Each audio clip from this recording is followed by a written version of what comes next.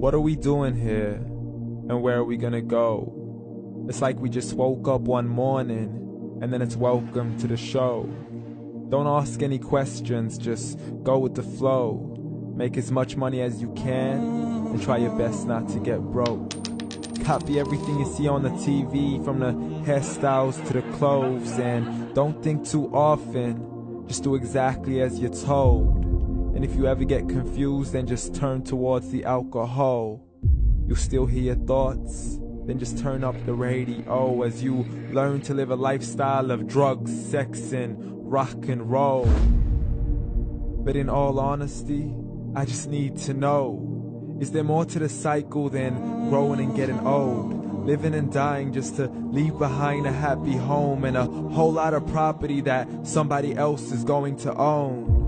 I just really need to know before the casket's closed, 'cause I'm not willing to gamble with my soul, nor am I ready to take any chances. These are just simple life questions, and I'm just searching for some answers. Like, what are we doing here? And what is our purpose? How did we get here, and who made us so perfect? And what happens once we go, or is this world all really worth it?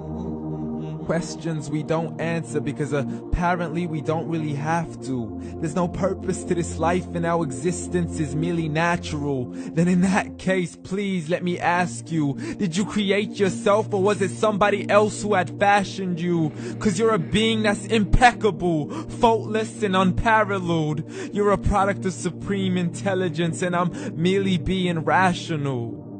For there isn't a camera on this earth that can come close to the human eye, nor a computer that can compete alongside the human mind. And if the whole world was to come together, we wouldn't be able to create a single fly. So many signs, yet we still deny.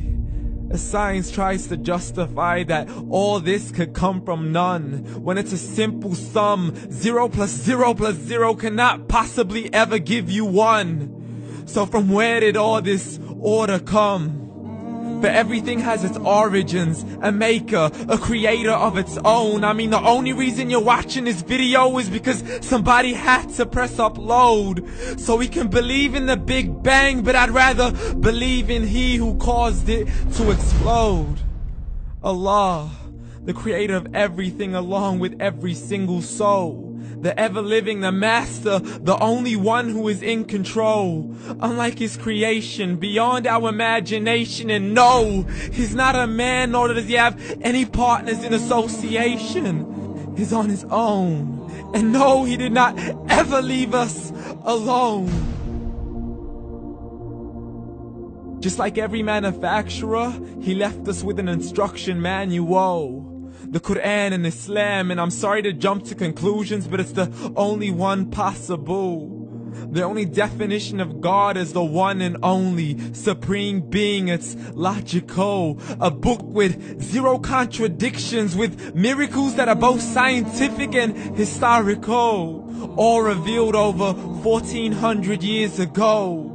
Like the detailed description of the human embryo. The descriptions of the human embryo in the Quran cannot be based on scientific knowledge in the 7th century. To the mountains as pegs holding firm the earth below, and the 2 seas that don't mix in a complete separate flow. To the planets in orbit, alternating night and day as they stay in flow. The expansion of the universe and the creation of everything from H2O. To the stories of the past and the preservation of Pharaoh. To identifying the lowest point in the land where Persia defeated Rome. The gushing fluid that created man in the glands between the ribs and the backbone. And not a word has changed, it's still the same. So please explain how all this was known over 1400 years ago. To a man who couldn't read or write, as he would recite whatever the angels spoke. And if you still don't believe, please try to come up with something that's even close. But you can't, so we took God as a mockery and his messengers as a joke. Muhammad could not read or write.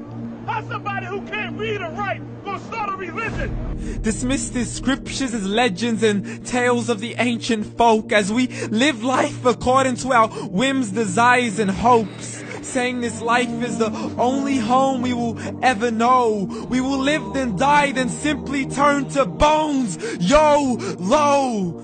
Correction, after the grass dies, the rain arrives and it regrows, and Allah promises to do the same thing to your very soul and bring you back from your very fingertips to your toes, as the all-seeing supreme being watches us so close, and we are surely being tested in our wealth, our health, and our self, and everything that we've been blessed with. So believe, for we will surely be resurrected and be brought back to our Lord and account for every single deed, as He hands us our books and orders us to read.